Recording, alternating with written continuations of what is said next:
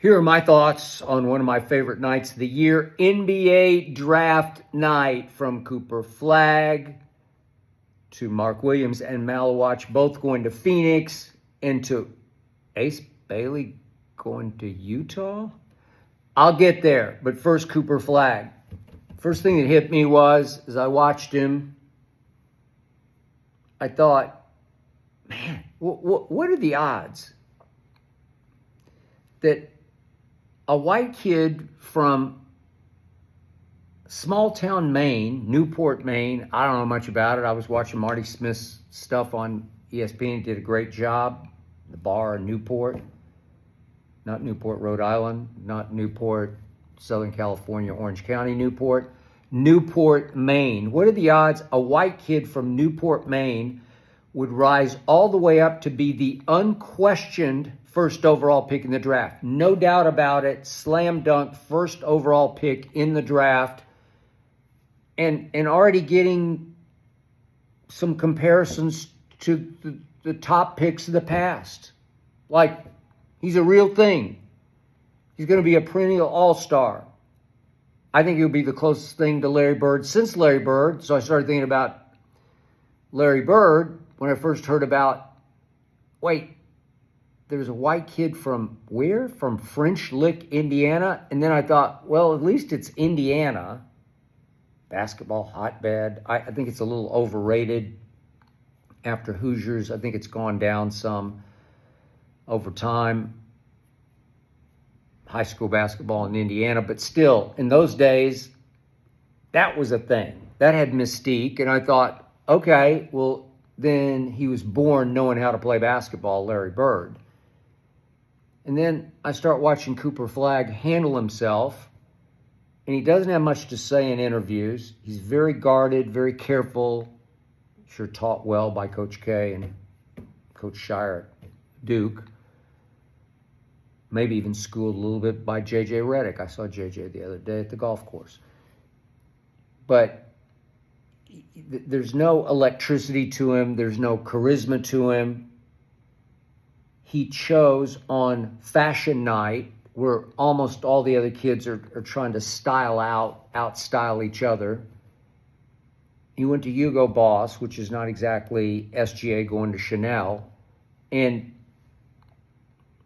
I like Hugo Boss. I bought a lot of clothes there over the years. But he went straight-laced. He went pretty plain, though sharp. Blue business suit. That's what it looked like to me, with a white shirt and a black tie. No style there.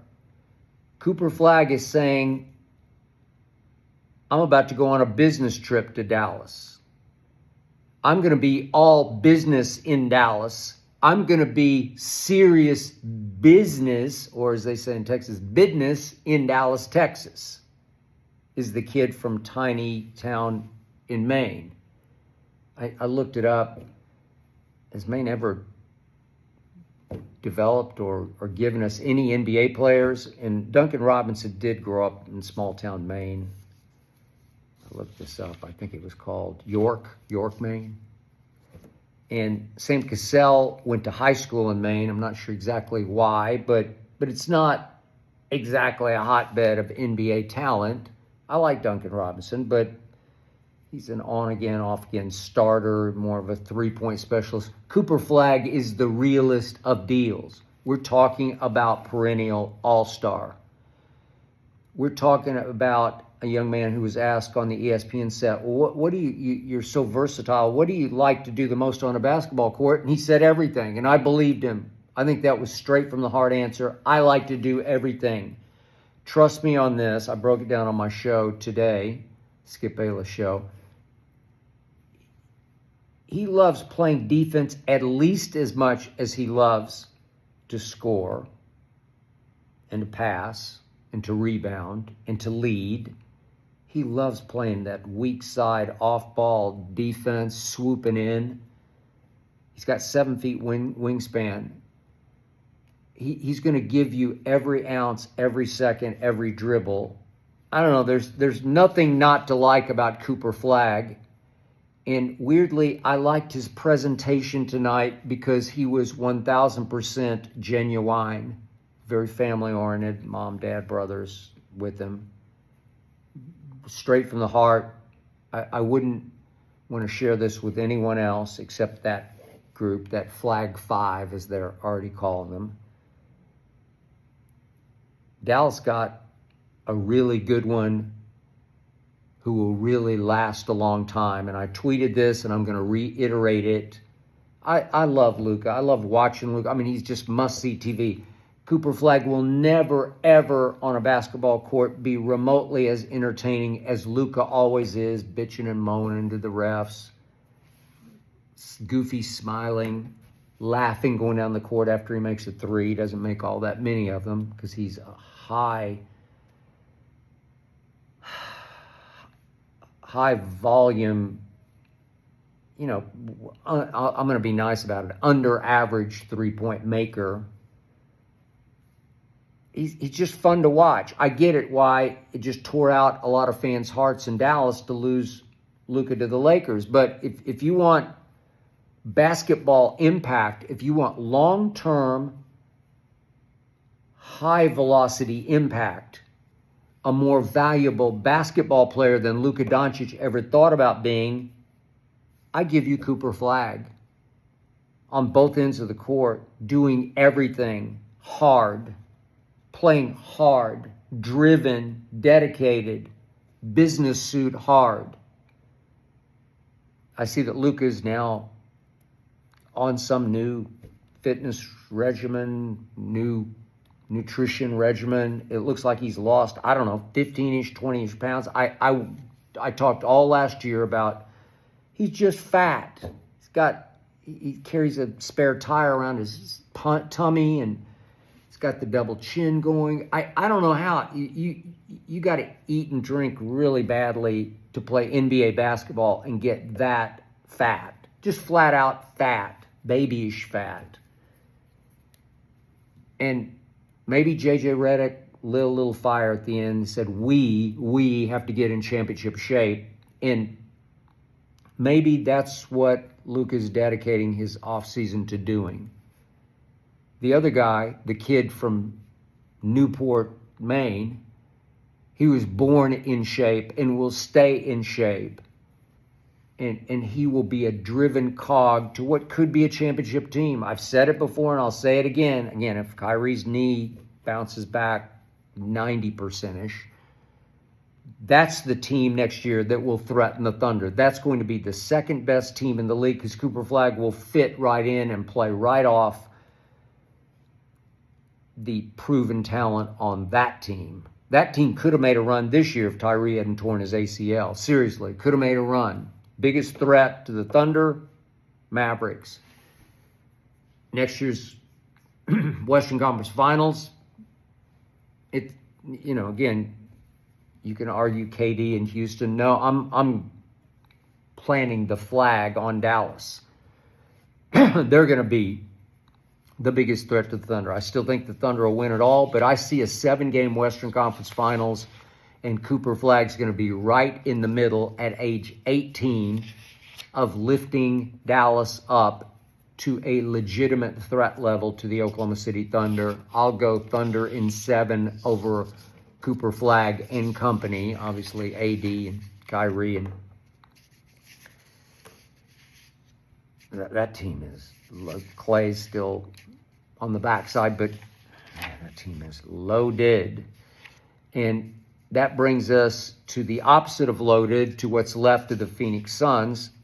And speaking of the Lakers, Luka pushed for the Lakers to go get Mark Williams. And I don't know internally what happened. I'm not privy to what exactly happened, but somebody upstairs, after Rob Pelinka was pushed by Luka to go get Mark Williams from Charlotte, 7 feet tall, 240-ish pounds. They didn't have a big man because they obviously gave up a really good one to the Mavericks for Luka.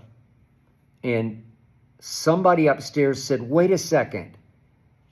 Are we... Oh, there's Hazel in the background. I thought she was in her bed. She likes what I'm saying. She's into this topic. somebody upstairs said, wait a second, hold on. We're really going to give Dalton Connect, on whom they had hit in the first round, who looked like he was going to be a really viable weapon at that point down the stretch for the Lakers. He tailed off, maybe hit the rookie wall. Fell a little bit into JJ's doghouse. This is post-trade deadline. But somebody upstairs said, we're going to give up that for a Mark Williams who's always hurt. He's always, his energy is questioned. His commitment is questioned. His enthusiasm is questioned. You agree, Hazel, right? And after they had done the deal, they somehow failed Mark Williams on his physical. Well, he seemed fine. He went back and got right back into games for Charlotte, and over the last, 3-ish months of the season, he only missed 9 games for him. That was pretty good, pretty great, pretty healthy. So what exactly was wrong with him? Well, Dalton Connect was wrong with him. I don't know. I don't love him, but I do. I can't argue with the numbers. Man, we're going Duke to Duke to Duke here, because we're going Cooper Flagg Duke to Mark Williams from Duke. He stayed for 2 years. Never the greatest sign. But I look at the numbers for Charlotte. They weren't very good. But I look at what he did. This doesn't grow on 7-foot trees. He was 15 and 10, averaged 3 assists, 1.3 blocks. Not terrible. He's only 23 years of age, is Mark Williams. And he shot 60% from the floor because he's 7 feet tall. And he made 80% of his free throws. So I love the stats. I love the numbers. You can't argue with the numbers. You can argue with the intangibles. You can argue with the health, the commitment, the energy, the enthusiasm. You can argue with all the above. But I'm not going to argue with what Phoenix did, because they went and got Mark Williams, and then they turned right around. I think they gave 2 firsts for Mark Williams, future first, this year and future. And then they turned right around, and with the 10th overall pick that they got in obviously the KD deal, they took another Duke player, Maluach, who I like a lot. I mainly like is 7 feet 2 inch height. He's 7'2" and 250-ish. Still a little skinny. He'll get bigger, but he's only 18. And I saw a lot of react on Twitter. I didn't read a lot of it, but people are saying, "What the hell is Phoenix doing?" Anybody just watch what the Oklahoma City Thunder just did? Anybody see their starting lineups when they were really at their best? Featured Chet Holmgren and Isaiah Hartenstein, 2 bigs. Oh, 2 bigs. And then they're mixing and matching 2 bigs, because you need 2 bigs. If you're going to start over and develop a new toughness with Dylan Brooks,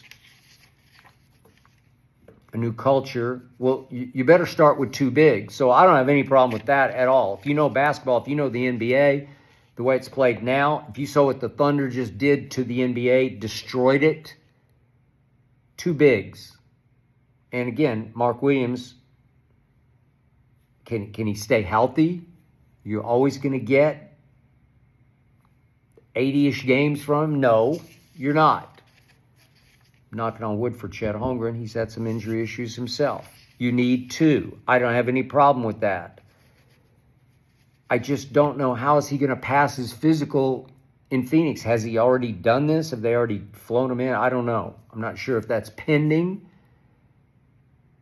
But I think he'll pass with flying colors, because I think the Lakers unpassed him to keep Dalton Connect. Somebody upstairs said, "We can't let Luka run the franchise, Rob Pelinka."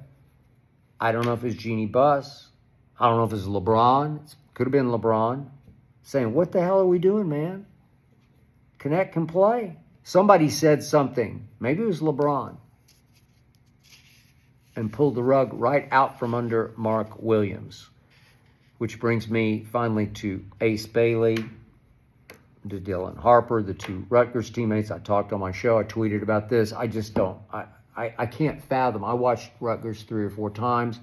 And these kids jumped off my TV screen because they're just going to, because they're big talents worthy of being in the top 3 in the NBA draft, 2 and 3 behind Cooper Flagg. And as I said today on my show, and as I tweeted, okay, I watched them 3 times, and they lost 2 of those games because they went 8-12 in the Big Ten. 8-12? You finished 11th in the Big Ten. You went 15-17 overall with 2 of the top 3 players in an NBA draft. That's impossibly bad and wrong. Something is very wrong.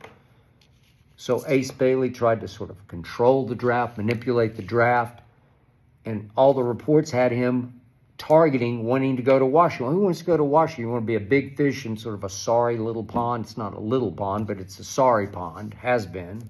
Probably will be. So what's that about? And yet of all the gutsy operators in this league, Danny Ainge, after Dylan Harper obviously went second to the Spurs, fine. And after Ace Bailey had not worked out for anybody, canceled day of, the Sixers workout, they were 3. They just said, we're out. They went with Edgecombe. It's fine. He'll be a project, but a good one. And then all of a sudden, at 5, 1 pick ahead of 6 Wizards, Danny Ainge, the CEO of basketball operations, he just said, I want you. He's a talented kid. They're styling with their suits. He and Dylan Harper and the insides of their suits. They got all the pictures going, the Rutgers going, and the Scarlet going. And Ace Bailey had to eat his words. And I expected when he was interviewed on ESPN right after being picked, I half expected him to say, I don't want to go to Utah, because he'd pretty much said that already, or at least reportedly had made that clear to Utah. I don't want to go there. And Danny Ainge said, hell with you, you're coming here, whether you like it or not. Man, there's just something off about what happened with Dylan Harper and Ace Bailey at Rutgers. If I were picking, I know talent prevails, best available prevails, but they weren't best available at Rutgers. Something is afoul there. For that reason, I don't love either one of them. I don't love the Spurs pick at 2, and I don't love Utah's hell with you pick at 5. I just don't. It's just scary to me for both those teams. I really like both those teams. I like Danny Ainge a lot. I love how the Spurs are rebuilding. I thought Kevin Durant would go there, but he surprised me, made me eat my tweets, and he went to a contender. I thought he wanted to semi-retire with the Spurs, who are still off radar a little bit. Nobody's going to be picking them even to make the playoffs next year. Which brings me full circle. Quick thought on my Thunder. I haven't been keeping up with their other pick. It's coming up here in a second, so I'm going to have to cash this out. But, the rich just get richer. They took Thomas Sorber from Georgetown, and he's just a defensive demon, shot blocker, athletic, electric shot blocker. One day he'll back up Chet. He'll be in the rotation at some point, but he'll be a project. He'll be a G leaguer. There's no rush. It's impossible, I think, for him to even make the roster next year, because the Thunder are loaded. They are already prohibitive favorites to win it again next year, and I believe they will. I believe they will three-peat, because everybody's just entering primes for this team. And even as Hartenstein gets a little older, Thomas Sorber is perfectly positioned to ease right into that slot. Way to go, Sam Presti.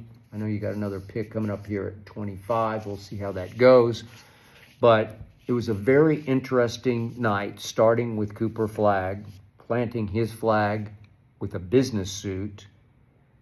And then the strange case of Mark Williams, and not strange case in Phoenix taking Maluach also. And the strangest case of all was Utah saying, hell with you, Ace Bailey. Way to go, Danny Ainge. You won the draft night.